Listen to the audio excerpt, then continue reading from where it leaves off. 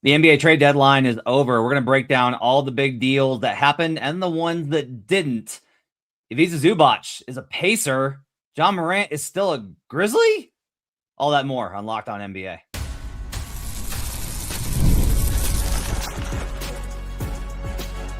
You are Locked On NBA, your daily NBA podcast. Part of the Locked On Podcast Network, your team every day.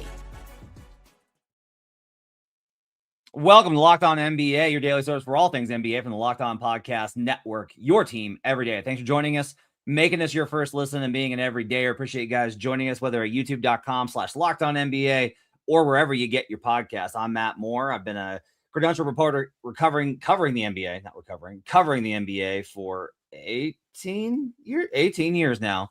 I'm joined by Haize. You can catch him over on Locked On Bulls. You can catch him at like 17 different Chicago shows. What is there a sport you do not cover? Do you cover, is there a golf team in Chicago you don't cover? No, I don't cover the Chicago Fire, so no soccer. That's okay, there you go. No soccer for Haize, which seems unnecessarily mean, but that's fair. We're gonna break down the NBA trade deadline for you. No Wes Goldberg. We wanted to get Wes on, but he is crying in a corner because the Heat didn't do anything. So he is just drinking himself and crying to sleep. We will start here, Haize. Ivica Zubac was moved last second to the Indiana Pacers in exchange for Benedict Mathurin and a first-round pick if it lands between 5 and 9. So it's protected 1 to 4 and 10 to 30. If it lands 5 through 9, the Clippers get it. If not, it converts to a 2031 unprotected from Indiana. So they've got a little bit longer to kind of protect it. So Clippers obviously will be hoping for a lot of lottery luck on this night. They were able to get that pick back from the Pelicans and then somehow were able to then turn around and then deal this for Ivica Zubac. I guess with Harden moving on, the Clippers are transitioning. That's what seems pretty evident here. I'm a little bit surprised with a lot of these teams that they went like halfway on a lot of these deals. But what's your reaction? Let's start on the Pacers side. What's your reaction to Zoo going to Indiana? I mean, I love it for Indiana, not for this. Well, the rest of the season is what it is. But once Tyrese Halliburton comes back, that's a really nice defensive big for them. Solid in pick and roll, but is really good in the rim protection aspect of it. So I love it for when Tyrese Halliburton comes back. It's not about this season. It's about next season. Matt, correct me if I'm wrong. 2 years left on this deal after the season, or only 1? I will look that up. Okay. While you're talking. But if it is 2 years left, I mean, it's still not that long. If it's only 1 year left after the season, even better. It gives them another opportunity to pivot if they decide to do so. So I love that move for the Indiana Pacers. I don't know if I like giving up Ben Mathurin for it. I think I would have still liked them to keep Ben Mathurin, but I know this was his opportunity this season. Rick Carlisle basically laid it out for him in the beginning of the season. He's going to get an opportunity to start. They were going to see how good he is. They clearly didn't like what they saw or didn't feel moved enough by it to where they felt like he needed to be part of their long-term plans, and so they get a big for him. I think what's crazy here is, I talk about this with the Garland deal, that they got so much younger and that extends their timeline. This is another one. Like, they pick up this pick, which is great, and you pick up Mathurin. So now it's Garland and Mathurin and a bunch of old dudes. But like that resets your timeline entirely. He has got I'm looking up to see which one the purple is. He's got 18 million this year, 20 million next year, 21 million in 27-28. That's an estimate via Spotrac, all guaranteed. So he's got 2 more years after this one left on his deal for Ivica Zubac. Okay. I mean, Tyrese Halliburton with that big, the defensive presence that's going to provide. It's not as good of a fit as like Turner, right? With the ability to spread the floor, but maybe this is kind of a sign that the Pacers are moving away from a 5-out concept. Like, hey, we have enough offense. We're not worried about our offense. We need to be able to get stops, and having a rim protector like Zoo, who can also finish on the short roll. He's a good passer out of the short roll, and he's got a great floater, and he's got post moves. It's pretty phenomenal. Like, that's a really great combination, not only honestly with Tyrese Halliburton, but also with Andrew Nembhard. And you like the big-to-big passing with Pascal Siakam. You needed a center. They got a center. Pretty awesome. For the Clippers, getting Mathurin is like, all right, you've got your guard in Darius Garland to set the floor and be your primary weapon, and you've got Benedict Mathurin to be your number 2, your shooting guard, and you can start building through the draft if you get this pick 5 through 9. If not, okay, converts to 2031. You can trade that, try and move up, try and do something. You can. And one thing that everyone was asking was like, all right, what about Kawhi Leonard now? And I do think it's a reasonable question. I do think that probably one of the reasons why Kawhi couldn't, I don't think they probably got any calls or generated any interest if they did calls, because everybody had to be like, I don't know if he's going to get suspended or not. Exactly. For the aspiration stuff. That had to have been part of that equation, I think, as well. Yeah, definitely. I didn't expect them to get biters on Kawhi, especially not that it seemed like they made him available last minute. After seeing what they're going to do with the NBA, if they do anything, maybe they can get something done, a sign and trade in the offseason or something like that. But I like what the Clippers are. I think getting Darius Garland, getting Ben Mathurin, 2 young backcourt pieces that I think have more kind of potential to maybe fit together if Darius Garland can stay healthy. We don't still know how good Ben Mathurin is exactly. I guess we could probably say to a degree Darius Garland as well, but that's 2 nice young pieces that maybe could be flipped later too if they don't work out. So Bogdan Bogdanović has a $16 million deal for next year, $0 guaranteed. Oh, well, there you go. Brook Lopez has $9 million for next year, 0 guaranteed. Nicholas Batum, 5.8, 0 guaranteed. So they're gonna I can't believe this. The Clippers basically get to reset everything, man. Yeah. They got Kawhi on the books for $50 million next year. They've got Bradley Beal on the books. He's definitely going to opt into that $5.6 million player option for next year, unless he thinks he can unless something pops up in the market for him. But they're able to basically reset everything. This is Lawrence Frank did a phenomenal job here. Did an amazing job. Amazing. Because if you would have told me at the beginning of the season that the Clippers were going to pivot, and if I would feel confident with what they would get back, I would have told you you're crazy. But you get the first round pick, very weird protection on the first round pick. We'll see if they end up conveying that. But just on what they were able to do on the fly, it seemed like, because it honestly didn't seem like this is their plan, maybe even 2 weeks ago, to be able to do what they did, I think it's pretty good. Okay. Let's talk about what didn't happen. Ja Morant didn't get traded. Yeah. Word came out from Brett Siegel of Clutch Points. They wanted a first rounder. And then everybody reported afterwards, quote, no one made a, quote, serious offer, which is Memphis saying nobody gave them anything of value. They weren't going to accept what was on the table, which I've been saying is just like Terry Rozier. It's just dead money. Yeah. They knew that for weeks. So I don't know why this continued to be a conversation. But 2, this is why I don't get Haize. Why do you deal Jaren Jackson if you're going to hold on to Ja Morant, if you're going to hold the line? Why move Jaren now for 3 okay, not great, maybe picks and no star player coming back? Why? What was the purpose of the Jaren Jackson Jr. trade on top of the Desmond Bane trade if you're not definitely going to move on from Ja? The only thing I could think of is that they wanted, because they knew the value of Jaren Jackson Jr. now. And with the Utah Jazz being willing to pay it, maybe they had the feeling and inkling that the Jazz weren't going to wait until the offseason. And maybe they don't get that offer from another team. So the Jazz were probably willing to do business now. If the Jazz didn't get Jaren Jackson Jr., maybe they were willing to pivot to a Nick Claxton or pivot to another player. Because what they offer for Jaren Jackson Jr., I think any center available on the market that was above decent. I know they're not the defensive player of the year like Jaren Jackson Jr. were, but they would have been able to get those players for anything they were willing to offer. So maybe they just took the offer now and they figured that they can wait till the offseason to move Ja at the draft. It's the only thing I could think of. I just think it's irresponsible to me that they held on. They didn't move Brandon Clark. They didn't move Kentavious Caldwell-Pope. They didn't move Santi Aldama, who probably had the most value of anybody left on the roster. They didn't move Ty Jerome, who had a great game last night. This was such a halfway. This is a half measures performance from them. Absolutely. I do not understand not going the full way. I don't understand how you do this deal and trade your best player, not get great return, and you still have Morant. It's absolutely baffling to me. And here's the thing, if you're expecting Ja to play and recoup his value, what is his incentive You tried to move him. You've already done the coaching stuff.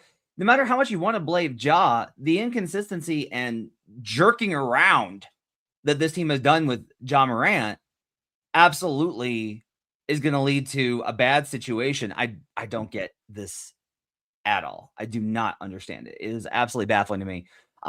Equally, we mentioned Wes Goldberg. No deal for the Heat. Heat don't move anybody. They don't move Andrew Wiggins. They do. Yeah. They don't move Tyler Hero. So now the extension comes calling. They obviously don't get Giannis Antetokounmpo. They'll try and keep their assets to try and get back into that race this summer, I'm sure. Are you surprised that Miami didn't do anything? I am surprised Miami didn't do anything, especially after Terry Rozier and the contract, the fact that they could trade it. I'm surprised they didn't just try to do, at the bare minimum, something with that to get something, before it expires. The Miami Heat seemed like they were eager, but at the same time, Wes has been telling us for a while too that they're not going to do anything that could possibly jeopardize them having assets if Giannis is moved this offseason. So maybe that's what it is too. Especially they could still very well make moves for Ja and Giannis this offseason. The Sacramento Kings do nothing. That's that's the part that's complete malpractice for me. I get it that their pieces don't have a lot of value in Zach LaVine and DeMar DeRozan. Zach's already said he's going to pick up his option. No crap, he was going to do that. But like to do nothing at all at the deadline, that surprised me. Some of this is, I'm not saying that they need to trade these guys for our entertainment. I am saying that there's value for you doing the right thing by your players to instill a level of, hey, these guys will take care of you. That has value because now it's just like, and I know that Sabonis wasn't forcing his way out. He was like, if you want to trade me. If not, great. But come on, man. Like you could have gotten value for Sabonis, and DeRozan doesn't have a lot of time left. He just doesn't have a lot of time in this league. And now we're just going to see him sit there and put up points on this team that's got 12. Why? Like, what's the LaVine? Okay. There was nothing for him. There was no way to move that contract. His contract was unmovable. Fine. Okay, cool. But like DeRozan and Sabonis, what is the point? Like, you're going to these teams hold out for these values based off of what they think of these players that they themselves signed, even though they're obviously not worth that, because if they were so good, you wouldn't be trying to trade them anyway. It is baffling to me to make the fans sit through this. Yeah. And I got to tell you, man, I talked about this on the earlier show. By the way, if you're listening, we did a show earlier reacting to, we talked to Danny Cunningham about the Harden trade. We talked to Camille Davis about the Bucks not trading Giannis. We talked to Nick Angstadt about some team that doesn't matter. Like we talked to all those people, so you can go check out that show. I get the feeling that a lot of these GMs are just like extending things, just extending their own pipelines, and that to me is really frustrating. I feel like it's irresponsible to the fans in a lot of these instances. Yeah, I mean, you guys talked about that earlier, and you made a great point about that, because it does become more about, hey, let me show that I'm active so I can keep my job. Let me show that I'm active. Let me pacify the fans real quick just for the rest of the season, and not actually getting anything done. It felt like there was a lot of that at this trade deadline, where it wasn't just like doing some moves. Of course, I'm not going to say every move was that. There were a lot of teams that actually made moves to make their teams better. There are a lot of just kind of circling right now. And I don't know, maybe it's getting ready for off-season posturing or whatever else it is, but I'm surprised that we didn't see a little bit more activity in a couple of cases. All right, coming up, the Nets waived Cam Thomas. Just waived him. Yeah. The Knicks pick up a key piece. And a bunch of teams, well, good news. They save luxury tax money, which is all fans really care about. All that and more coming up as we wrap up here on Locked On NBA.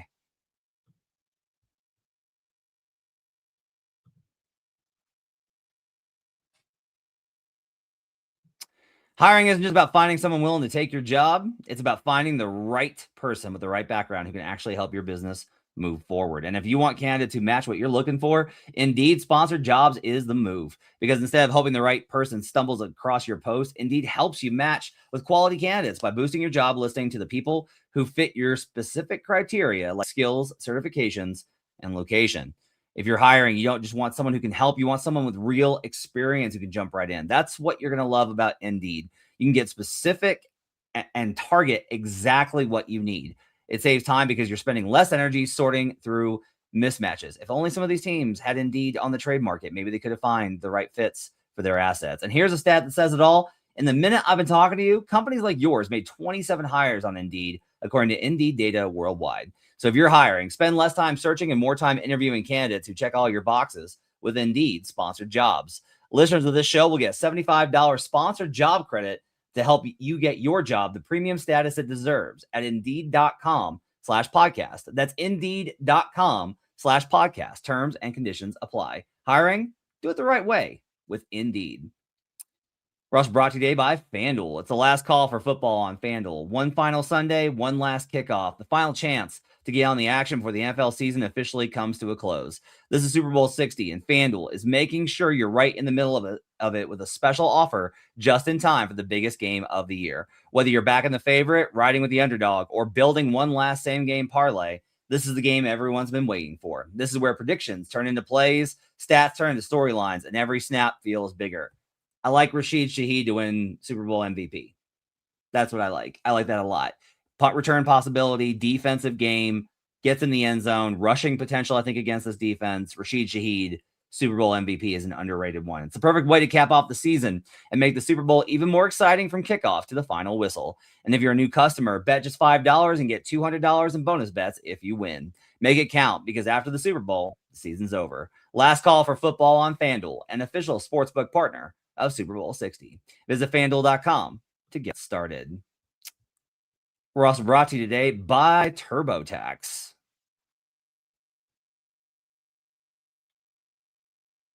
Tax season doesn't have to be a headache this season with TurboTax. You're going to be able to get the help that you need locally. This year, TurboTax is making it easier than ever to just hand things off and move on with your day. With TurboTax full service, you can have your taxes done for you by a trusted local expert, start to finish, without the stress or guesswork. Instead of spending hours trying to figure out forms, you can meet with a local TurboTax expert in person or connect online. They'll handle everything: W-2s to self-employed forms, and work to get you every deduction. You can upload your documents, go about your day, and get updates right in the TurboTax app. It's a huge time saver and gives real peace of mind knowing an expert's handling it. For a limited time, you can have your taxes done by a local TurboTax expert for just $150 all in if a TurboTax expert didn't file for you last year. Just file by February 28th.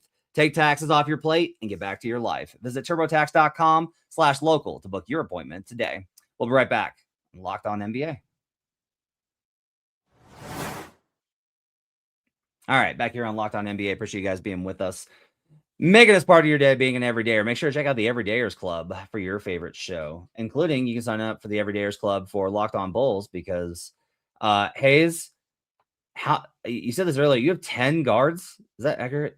Well, now that we didn't trade a guard, I think he had 10 guards, if I'm not mistaken.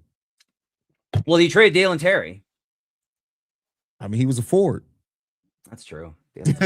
And we got a guard back for him. So. Oh, man. Yeah, that's not great. Real quickly, the New York Knicks pick up Jose Alvarado. I've been talking about this for a couple of weeks that this was going to happen. This was one of those that several people in the league were like, that's done. Like, that was one that was done a while ago. It was just waiting to get done. So the Knicks pick up Alvarado. Pretty good deal. What do you think Alvarado is going to be able to bring to the Knicks? I think that was one of the rumors that we heard a few weeks ago, and I think it makes perfect sense for them. Defense that he brings, ability to get steals, get out in transition. He also can push the pace some. I think it's a sneaky underrated pickup for a team that needed a little bit of a punch there. We talked about those teams that didn't do anything. By the way, great job by the Pelicans, not trading Zion Williamson, not trading Herb Jones, not trading Trey Murphy III, and just rolling this back. They're just right there. They're one step away from making the playoffs, Haize. That's what they believe. So good luck to them. Shout out to them. That. I do kind of like the Dalen Terry pickup. That's pretty good. Okay. Where did he end up actually? Is he in I've lost track. No, because he got traded again. So I think New Orleans. Yeah. That makes sense. Yeah, because he was in that deal. Yeah. Okay. Cam Thomas, Brooklyn Nets. He goes to this. He has a great season last year. He enters restricted free agency. He believes in himself. The Nets refuse to pay him. He signs a qualifying offer, and they just waive him. Oof. Tough here. I think it's a great buy low opportunity for whoever picks him up. I think this is, I know that there's a lot of ideas of like him being like an empty stats guy. Like Cam's a willing passer. It's not like he doesn't have assists. He's willing to pass the ball. I kind of think this is a sneaky opportunity for some team to get in on Cam here.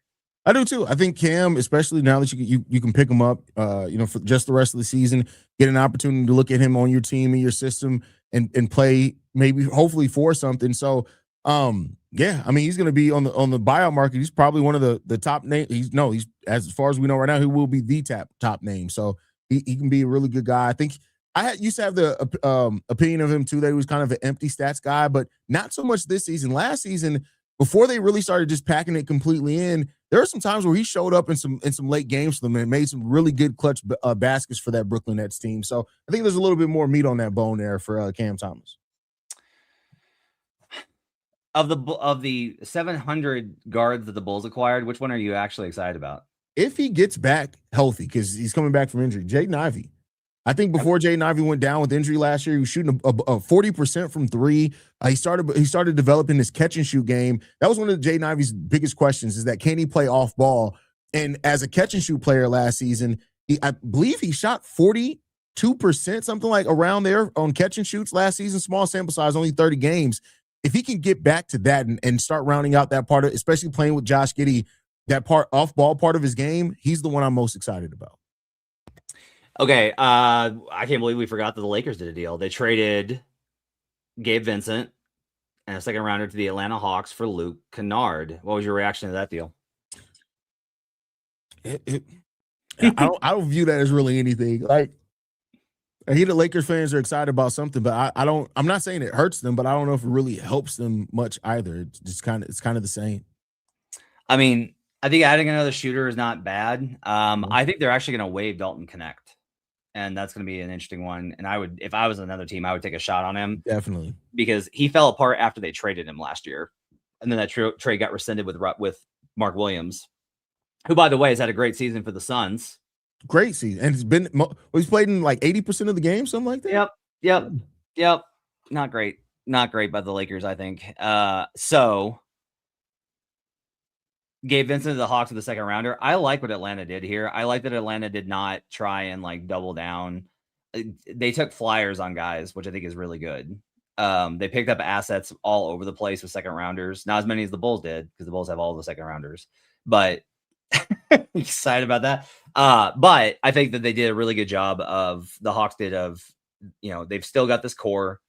They moved Porzingis. Obviously, we didn't even talk about that. They moved Porzingis, got Jonathan Kuminga.